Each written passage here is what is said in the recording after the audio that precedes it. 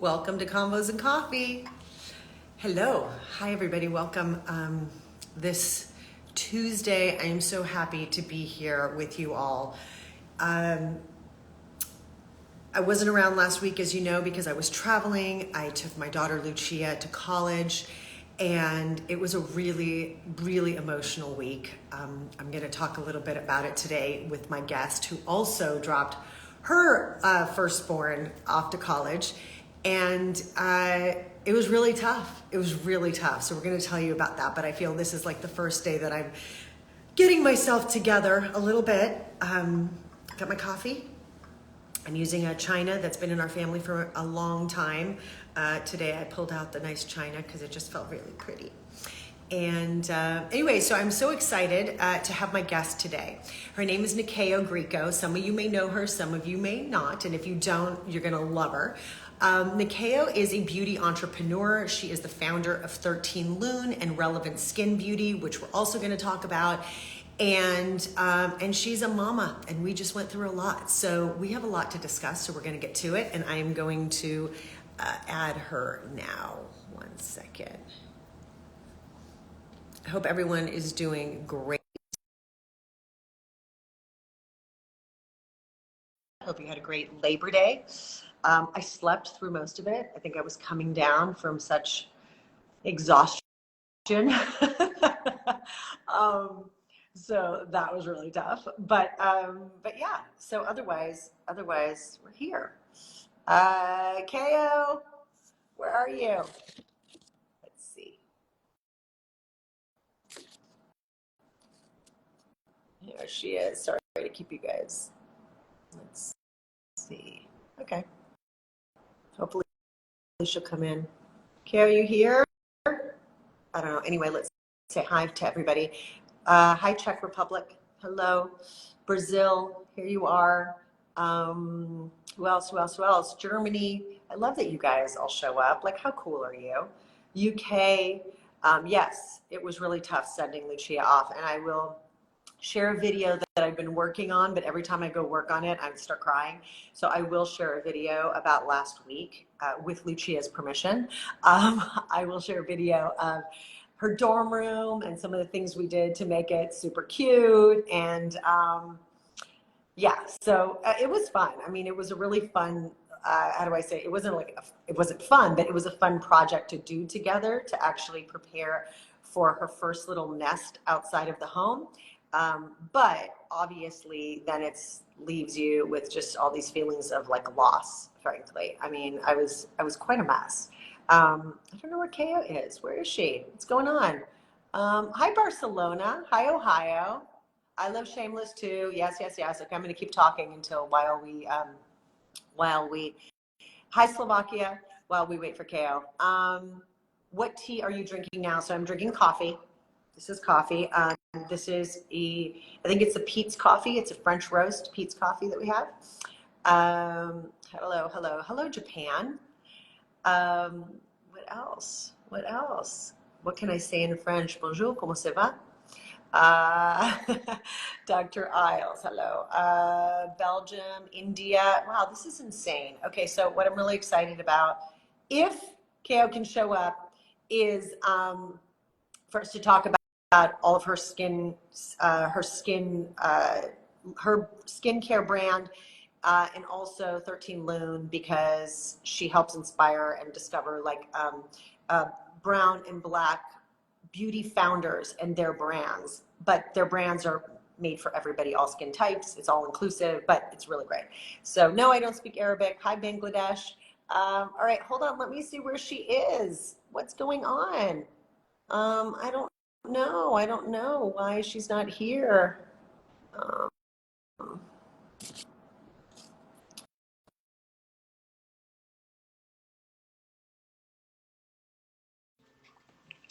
Oh my goodness. Finally. Oh my gosh, what happened? I don't know. Hang on. Can you see me? Yes, maybe just pull it down a little. There you go. Hi. Okay, I'm gonna sit on my knees because I can't figure out my ring light. Sorry, I've been here. I'm like, Hi. I'm requesting. I know. I'm I just sort of got off and I was like, maybe I should text her, but I don't know if I can text you without it going off. Anyway, it doesn't matter. You're here. I'm here. I was just saying hi to everybody who literally is, I mean, we have from Barcelona to India to Oh, Bangladesh. So I gosh. am so excited that everybody shows up. It's Oh so my gosh, I love great. it. And Bonjour, ciao, habari, I know. all the Ciao, languages. ciao. I know. Hi, sweetheart. How are I'm doing you? well. How are you? You know, I was just saying to everyone, and I know we're going to talk about it. I feel like it's the first day that I'm like a little bit pulling myself together. Yeah. So, so Nyakio and I dropped our daughters, our oldest borns, off to college last week, and Good. they are going to the same school. So it was wonderful that we had the opportunity to hug each other in these moments of like really, you know, it's like beautiful and it's sad and it's Yeah. gut wrenching and it's a lot of things to raise a child. Yes. And then you know that you're going to send them out into the world. So we're filled with Yeah. pride and all this, but then you're missing your kid. Yeah. Like, how do you feel? I mean, I feel all the feels, everything that you described. You know, it's this great joy and pride and gratefulness for them. You know, both girls got into their dream school, and you prepare for it for so long that when it happens, and you're lucky enough for it to happen for them, that you're just elated, and then you go into, you know, the new prep mode of ordering the things for the dorm room and getting them registered and getting signed up for things, and so all of the, you know, parent things that we're lucky that we get to do, and then you drop them off.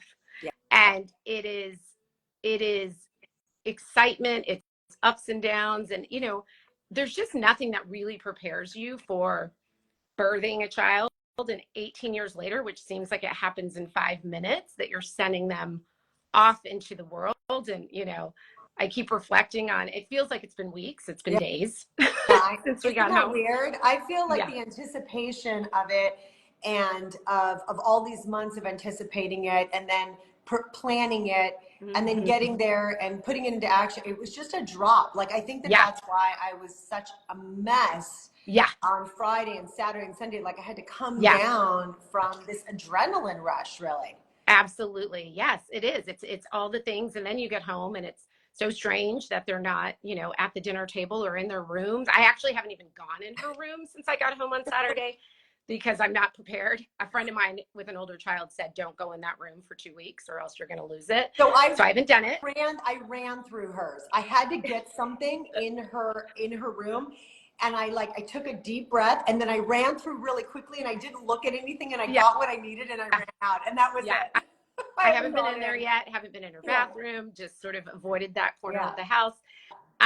Yeah. And then, you know, I think the waves come, you know, it's when I'm feeling sad and then I hear from her and she sounds so happy, and I'm just so grateful that she's so happy. And then, you know, it's the countdown until not knowing. I mean, I guess parents weekend is when we'll see them, and hopefully before, but you know, I guess it's sort of, it's what our parents went through.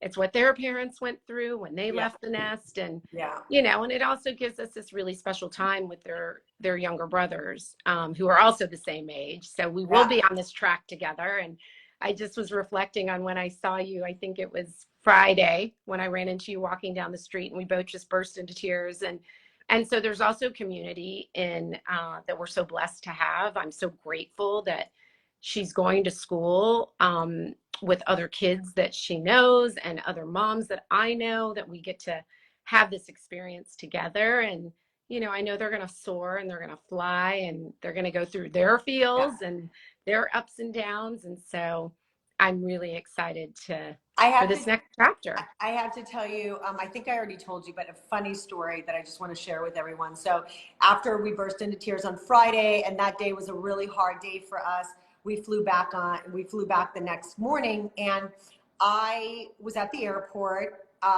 wrecked, and I got a Dunkin' Donut. and I was sitting there with my Dunkin' Donut, and I started to flip through my phone to, like, you know, put together the pictures of the videos that we'd made all week. And I start to tear up, and now I'm crying significantly into my Dunkin' Donut. And then I have to get into line for the flight, and this woman looks at me and she says, "Are you okay?" And I said, "No, yeah, I'm all right. I'm really emotional. I just dropped my daughter off at college." And she said, "Oh, I remember that." And she started to kind of reminisce about when she did it. And then we walk into the plane, and her husband says, "Would you two like to sit together? Like, you know, she may need a hug," meaning me. And jokingly, I turned to the man that I'm sitting next to, and I said, "It's fine. This guy looks really nice. He'll give me a hug if I'm really sad." And he looked at me, and I said, I'm just a little emotional because I dropped my daughter off at college." And he looks at me with these really sad eyes, and he goes, "I just dropped my son off at college, and it's really hard." And then across the aisle, this couple leans in, and the husband goes, "We just dropped our twins off at college." The whole area was filled with parents that had left their kids, and everybody was in community talking about this very specific experience that you just don't understand until you go through it. Like, people say, "Oh, it's hard," and you're like, "I'm sure it is." Yeah. But that moment, that you wave goodbye and you sort of walk away. And in our case, it's at the other coast. It's a 6-hour flight away. It's not easy. You can't just drive down the street. No, you know? it's so true. Or just meet up for coffee or a meal. Yeah. And I think that did bring me some comfort. I cried the entire flight. But you know, it did bring me comfort seeing, you know, parents that had sweatshirts on where our girls are going to school, and sort of giving that nod, and seeing, you know, the teary eyes that, like, we're in it together, and that community. And it also made me think about, you know, my parents, both immigrants to the US, and came here to go to college.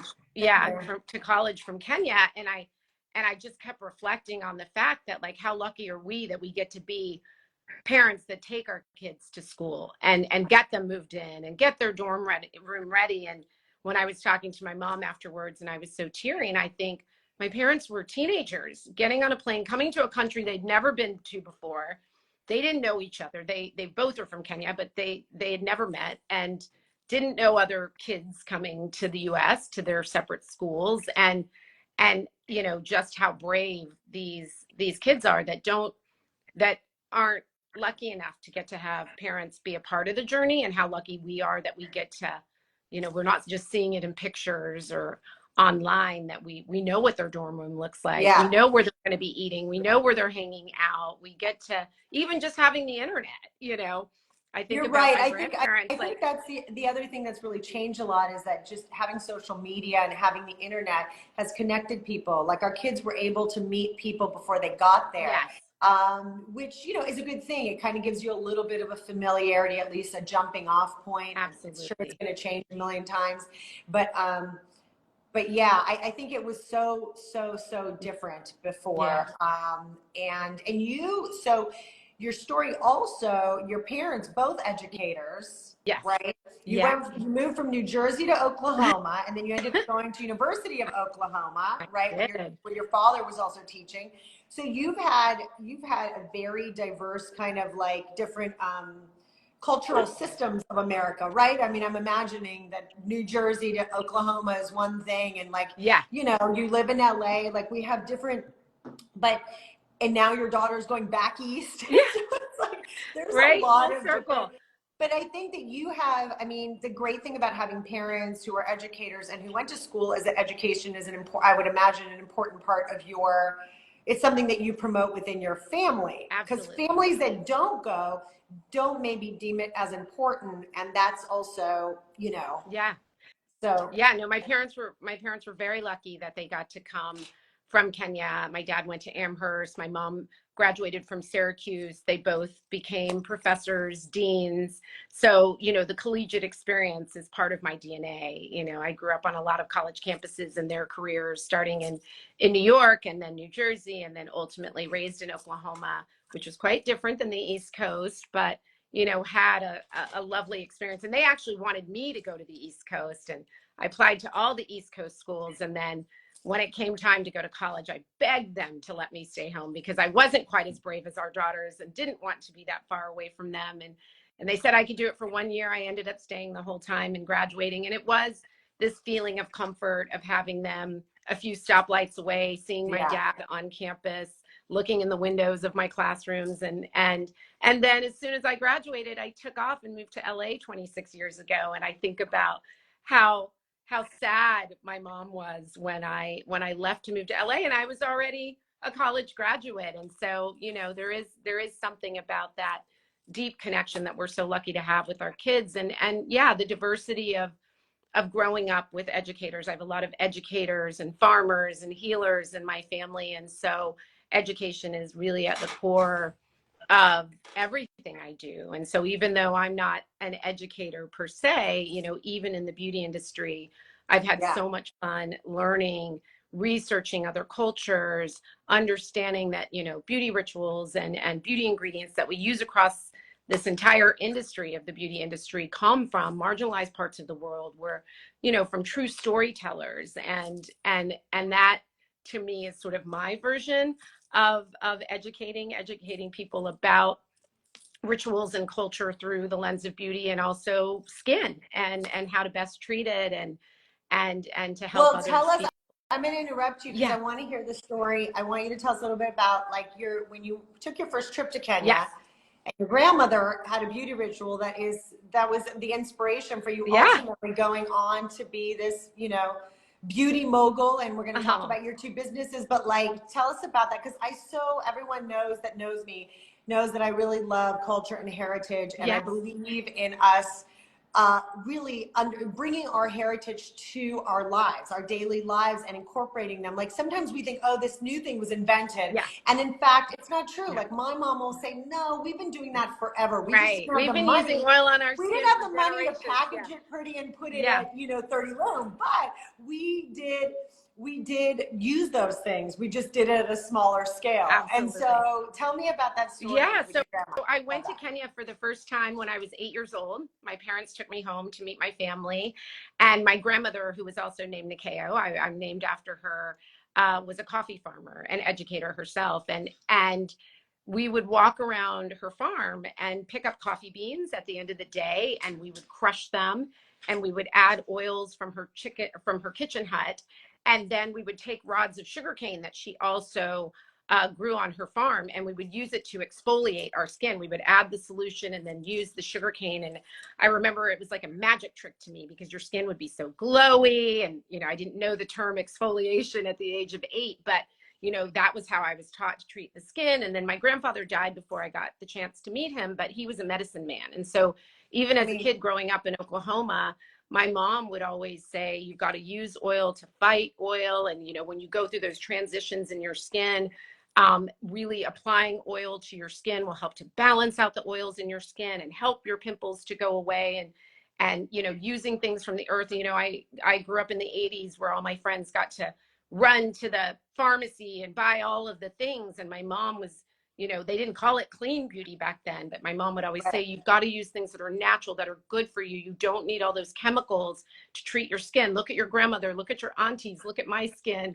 And so that was always part of my DNA. I didn't know as a child that I would end up in this industry, but it's just something I was always super passionate about. And then when I moved to LA, I worked in the entertainment industry. I worked with actors, and I had a lot of products come across my desk for them. And I often took them home because I loved beauty products. So always find something you're passionate about.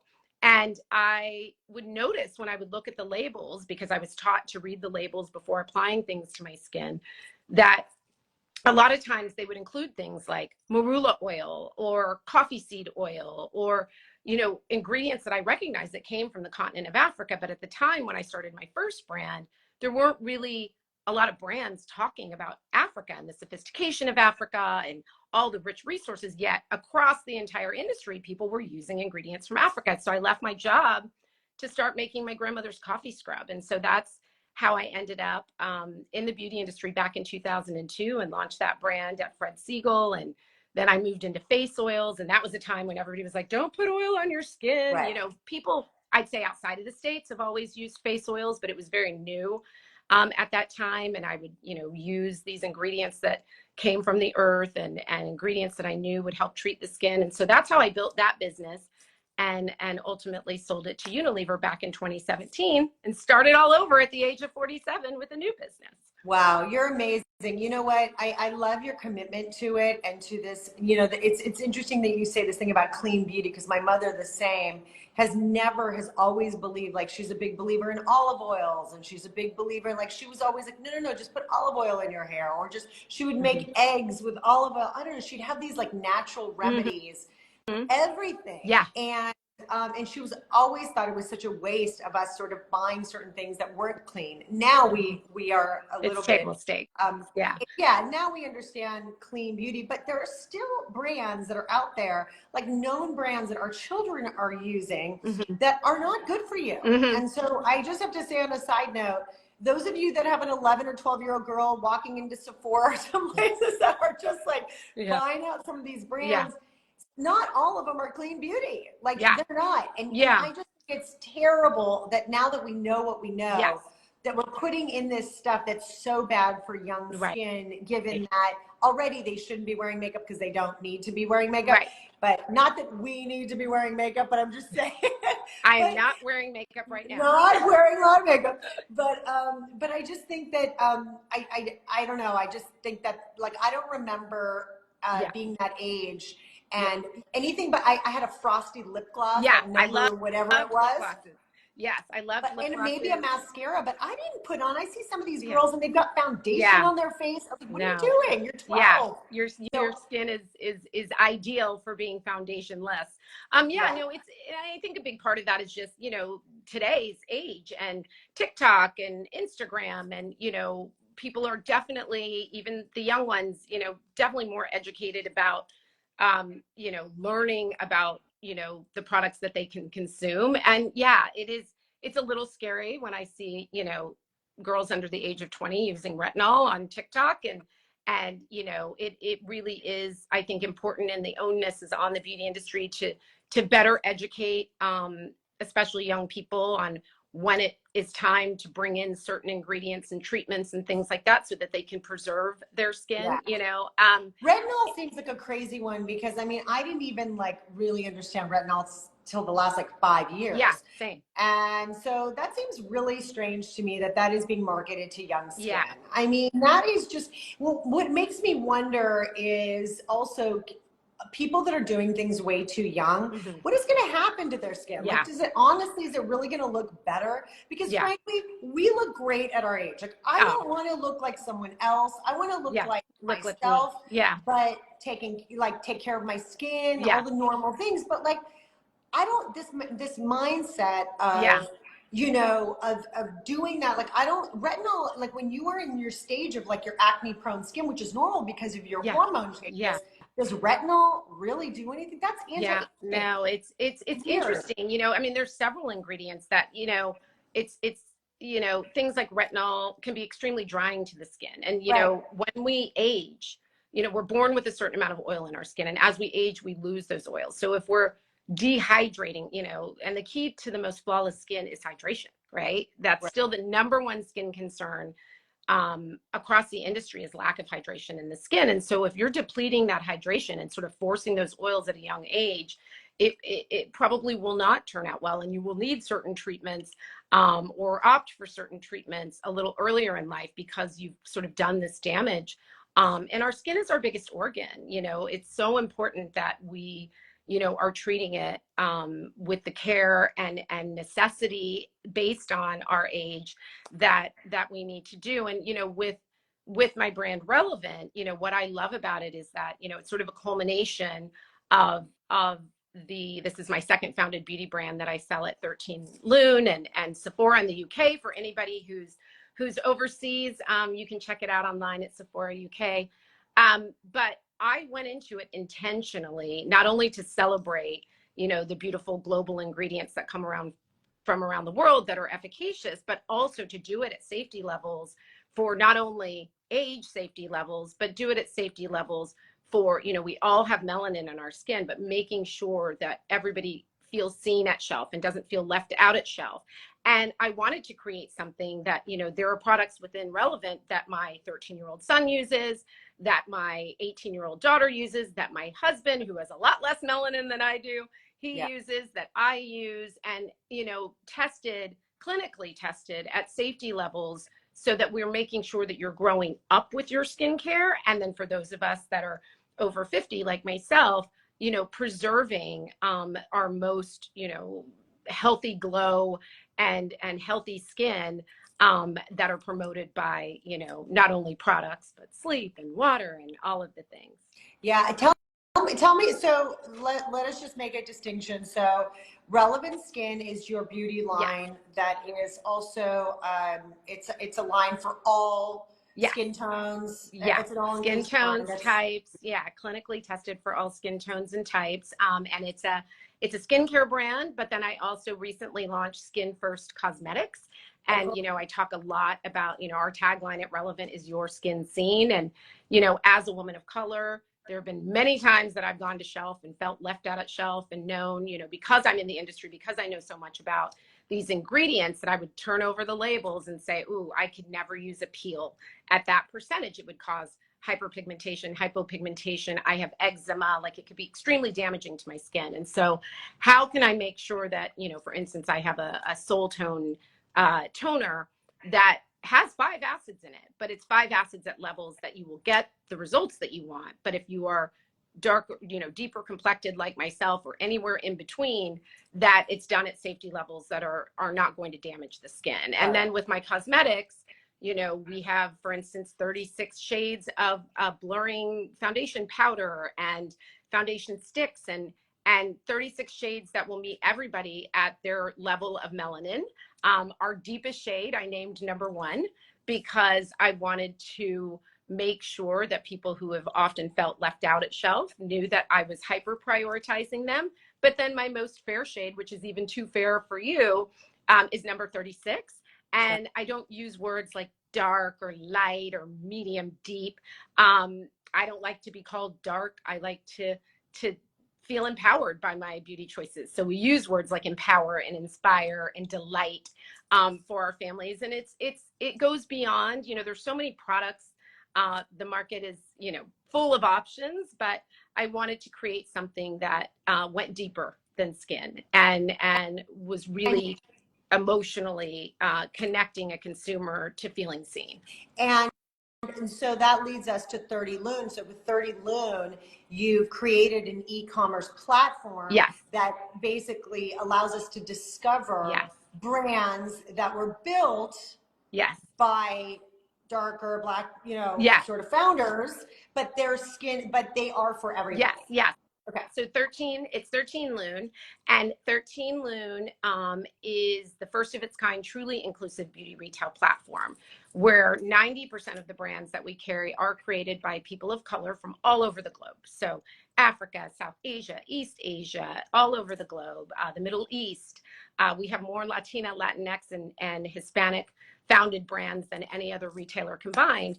But these are That's amazing, founders. by the way. Thank you. That's amazing. Thank you. Really, really amazing. Thank you. Because you know what? Personally, like seeing all the guys own all these like female beauty brands or lingerie brands or whatever, and then we hear their stories and see their documentary come out on Netflix, and you're like, oh my God, they abused all these women but made money off of us. It's terrible. So I'm really excited to hear that there's like, you know, that you're going out and you're seeking out these wonderful clean beauty brands built by women that are, you know, and men too. I'm not saying that, but I just feel like oftentimes some of the bigger brands were always the same ones that were getting recycled and turned out. And it's great to be able to find these smaller brands. I also feel like these smaller brands, as you said, have a story behind them, and I feel like they also tend to just really stay true to what the mission was to begin with. Absolutely. And, you know, I believe that people buy into people before they buy into products. And so they all have rich founder stories. They get to share their experiences of their heritage. And I also wanted to debunk the myth that Black and brown people only make products for Black and brown people. I use Laura Mercier. She doesn't look like me, but I use brands where I feel seen and I feel considered, and they have the shades that I need or the formulas that are safe for my skin. And that's what all of these founders do. And we have tiny brands that are discovery brands and brands that, you know, our buying team has sort of curated from around the globe to come bring not only these beautiful products, but their family heritage and their stories into 13 Lune. But we also have big brands, and we have, you know, 10% of our brands is what we call ally brands. And these are brands that are not founded by Black or brown founders, but brands that long before 2020 were really concentrating on making sure that everybody felt seen within their formulations. So we have everything from Tyler, the creator, his fragrance, to Tracy Ellis Ross pattern. And we have a brand called Citizen created by 3 sisters from Dubai that help everybody to find their nude, you know, like even things like that. The consideration that nude has always been sort of pinky peach, but like my nude is different than your nude, different than everybody watching nude. And so they've developed all of these lip products and makeup products that really speak to everybody's nude. And then, you know, we have amazing, amazing brands like Goop, which I always, you know, Gwyneth was an ally of mine. When I was coming up in this industry, I launched my first brand at Goop. And, you know, Goop has been a product line that I have always felt like I could use. It felt safe, it was clean, 100%, and that I felt considered in the formulation. So it's been this wonderful, you know, we went from, it's called 13 Lune because 13 has always been one of my favorite numbers. It's, you know, outside of the Western world, it's actually known as like the number of the divine feminine in Mayan culture. I didn't know that. Yeah, 13 in Mayan culture is known as the number of the goddess. In many Native American tribes, there's 13 grandmothers that pass down their wisdom. And I never understood, because my parents being immigrants, like, you know, I would ask them questions like, I like 13. Like, why do people say it's bad luck? And being researchers, they were like, well, why don't you research 13 and why you feel connected to it? And so when I started 13 Lune with my co-founder, Patrick, I wanted to bring the power of 13 back. I love that, Kale. That is so, it's so majestic. And like, Lune means moon, and the moon is magical. Lune means moon in French. Lune. Bring the divine in. I love that. I love that. That's the story behind 13 Lune. So yeah, we started with 13 brands. We now, 3.5 years in, have over 180 brands. We have a flagship store here in Los Angeles, but the platform is a wonderful way to shop if you're here in the States, because you also get to read the stories of these founders and all of the amazing cultural content that we produce. And we have travel guides, and, you know, so it's been a really fun journey. It's great. And everybody should check that out, 13lune.com. So I'm going to post about it after this, and it's also going to be on this story so you guys can find it. But it's so always great to hear people's stories behind what you've created, because the work and dedication and time and everything that goes into this, as you know, being a founder, it's really hard work. Yeah. And kudos to you. I don't think everyone can do it. I think that people step out and think they can do it and then are hit with this, like, there's so much that goes into every little thing that you do.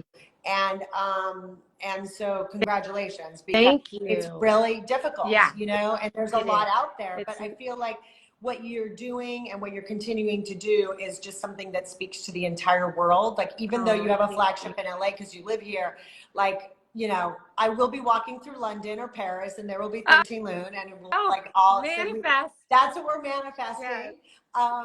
But yeah, no, 100%. So congratulations. I think it's really, really amazing. Yeah, it's been such an incredible journey. You're a hardworking entrepreneur and a mom, a very present, very connected mother to your daughter and your son. Yeah. And from what I've seen, even just this week, I feel like you and I don't know, we both understood that kind of cellular connection that we have as parents to our children in a way that, like, we show up. Right. What I realized this week, and it might make me cry, but maybe not, but I realized this week is that, you know, some people are better at, not even better, just different at compartmentalizing certain feelings or things. They Mhm. like this experience of allowing our children to go into the world and not sleep at home anymore and not Mhm. call us at night to let us know when they got in or anything like that. The thing with that is that it's definitely it shows you the kind of parent you are. Some Mhm. people just are different with it, but I feel like you and I really really feel what our daughters feel, Mhm. and we carry that, and we worry, and all that's wonderful, but then we also understand that it's so important and vital to sort of allow that to fly into the world Yeah. and do their thing. And we're both fortunate because they are both children who want to learn Mhm. and continue to grow and learn, and that's a big deal, right? It is. Letting them move into the world. I mean, many countries, like there was an Australian woman who said to me, like, "Oh, you guys are so weird in America. Like when we went to college, we went down the Yeah. street. You guys send your kids far away. Like we don't do that." So And true. but I think that going away to have a Yeah. different experience, Mhm. if you can, than where you grew up Mhm. is the ultimate thing, because then Yeah. you can learn and you're Mhm. exposed to different people and different ideas and points of view, and Absolutely. that's really really important. So Absolutely. No, yeah, I'm so incredibly happy for them. And they are so fortunate to get this experience. And it's true. We raised our kids in Los Angeles, and Los Angeles it's I've always seen it as a town for dreamers. So many people move here, and you truly believe and are supported that you can be anything in the world. I mean, I think Los Angeles is definitely a main character in my journey into entrepreneurism, because you can be grabbing your coffee at Starbucks yeah, and having a conversation with the barrister who's like, oh, I'm a writer director, and you believe it and you know it for them. And so I'm so happy that our kids got to grow up in a community where outside of their home, they were sort of taught they can be anything that they want to be. yeah, But I do think sort of getting out of the bubble of LA is a real gift for them, because they're going to be exposed to so many people from so many different yeah, cultures. They're going to a very diverse school, a school that really encourages, learning, and beyond the academics, encourages their discovery of self and what they love and they're passionate about. I mean, I want to go to their school. yeah, It's so incredible. And I think that as they move forward and continue to grow into the young women that they're meant to be, I think that's what, let's be clear, I'm sure I'll cry again today, but I think that's what has given me such comfort, is knowing that the world is her oyster, and in a place that encourages her to grab it and to learn from each other. She told me yesterday, when I spoke to her, she's like, Mom, everybody here is bilingual. Most of the people I'm meeting either speak French or Italian, and she's like, I only speak a little bit of a couple of things. And I said, well, how great. And she told me she signed up for Italian. And my husband is yeah, Irish Italian, and yeah. soon my kids, knock on wood, and my husband will have their Italian passports. And I just love that she's going to be able to lean into that culture even more through learning the Well, language. And that's one of the things in the States, and I recognize that growing up because my parents spoke a different language, and I was mhm. always like, I went through a phase of being super embarrassed by like, speak English. Do not Yeah, call me Sasha. same, Do not did it. Call me same, Susie. I had like just my whole things, and I would just like, same. and then my kids went to a French school, so they were speaking French all day. But Yeah, then I remember there was a moment where Lucio was just like, not everything is French. It's not this. I don't have to know another language. yeah, Nobody speaks another language. But now, all of a sudden, when we travel or you go to school and you have, now she's like, okay, I'm going to learn Italian and I want to do this. I think that exposure yeah, for everybody is so important. And now yeah. we do have the internet. Like I saw an amazing ad the other day for, I think it's called Babbel. Is it Babbel, that app Oh, yeah. to, I think I to got learn served that on languages? my. Yeah, It was really yeah, great. Like it was a great ad, and I thought, oh, I love this. Like yeah. it's a great ad, 15 minutes a day, and this woman was Mhm. speaking Spanish, Yeah, and I thought, oh, and I immediately got it, and I that's thought amazing. I wanna learn more Spanish. So anyway, Yeah. I think it's so I'm important. doing that right now with Duolingo because I want to learn Italian too, great. since I'm about to live with 3 Italians with Italian passports. I'm like, well, I want to learn Italian too. Yes. And we took our kids back to Kenya for the first time this summer. And so I brushed up on some Swahili through Duolingo. And I mean, how great, you know, and it's fun. It's gamified. It really does. I mean, Duolingo does get mad at you if you miss a day, but I am loving that there's such easy access. It's good for our brains. And you know what's another good one is Deeple. Have you seen Ooh, Deeple? no, So I love that you're Deeple on is all one these where you language talk into it, and you can then press the button and it will say it. And so if you have to have a quick conversation with somebody and you speak into it, it will immediately translate it, and you can press the microphone and it will say it in that language to the person. So I had an Uber driver who was Chinese, and we were doing Mandarin. And literally, we were having a full conversation the entire drive. That's it was amazing. So cool. I loved it. We were laughing. We were talking about all sorts of things. And oh my gosh, you have to text me really that great. too. Babble, and then text me this one as well. Deeple. Yeah, it was really great. Listen, you know, we have to get back into our lives now. Yes. Because we've had this super emotional week. I don't know about you, but I slept a lot this past weekend. Same. I feel like I think I went to bed at barely 7:30 opened my eyes today. I was like, oh my gosh. And we're going to take it one day at a time. And we're going to lean into, you've got big businesses that you got to run and things you got to be doing. And then we have 13-year-old boys that we're now going to sort of go, okay, what do we do with these guys? Yes, exactly. See you on the soccer field. Exactly. Yeah, no, definitely. And I'm just so grateful to be going through this experience with you. You know, I was saying to my husband on the way home that, you know, had I not, you know, we literally, all the moms that week, like we just found each other every single day.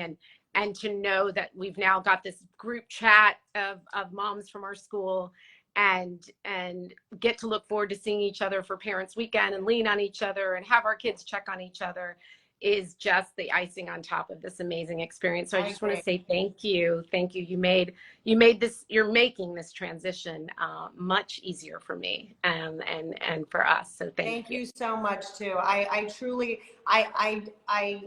I'm so happy that we were able to hold each other in the middle of a street crying while your husband David was looking at us like, oh my gosh, you guys, being like, you know, I think that this is a very specific experience that you just don't know until you know. Yes. And my heart goes out. Like, I think parenting is a really, nobody really prepares you for what parenting is. And so when we talk about any parents, really at any stage, at any moment in life, if you are a parent, you are connected to those children that you have raised in every way. And we all, you know, want to bring them into the world to be able to go on and be great citizens of the world and do whatever. But like literally that moment is something that I will never forget. And for that, we are always bonded. So we can hold on to each other when our daughters don't want to hang out with us. And it's like, hey, we'll hang out.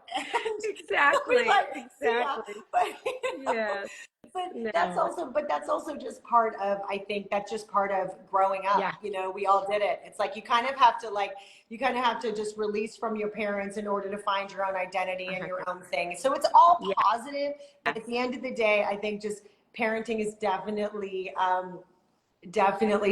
something. It's a journey. It's a big journey. It really, really, really is. Yeah. So. And they have the tools. They have the tools. That's our only job, is give them the tools. I have to tell you, I feel so much like empathy towards children these days that yesterday I was with a friend and I said, you know, I kind of want to go and teach. Like, I kind of just want to work with children. I want to hang out with them and I want to talk and I want to because I just feel like the world is just like, it's like coming in on so many sides. And so I don't know, like, I don't know, maybe it's not having one at home that I kind of feel like, that's something I want to do. Yeah, we'll see. There's a lot of things we want. We'll see. We got lots of ways to support the babies. I just wanted to hold all the babies on the airplane. But yeah, the mentorship and all of that. 100%. You know, and yeah, helping other girls that maybe may have a bigger challenge, you know, getting their dreams to come true. I think that is something that's what I mean too. Exactly. Yeah. Exactly. Yeah. Well, All right. I'm so happy to have coffee with you this morning, and thank you, everyone. I've been reading whatever comments I can read without my glasses. If you see me squinting, that's me trying. Well, I will post all about your stuff, and we will continue talking, but congratulations and on everything. Too. And may you came into this week with the grace that you have and the light, and Thank you, love. and lots of love. Thank you, and to you too. Thanks, babe. Thank you. Thank you all for tuning in. Bye, everyone. Thank you so much. See you soon. Bye-bye. Bye. Bye.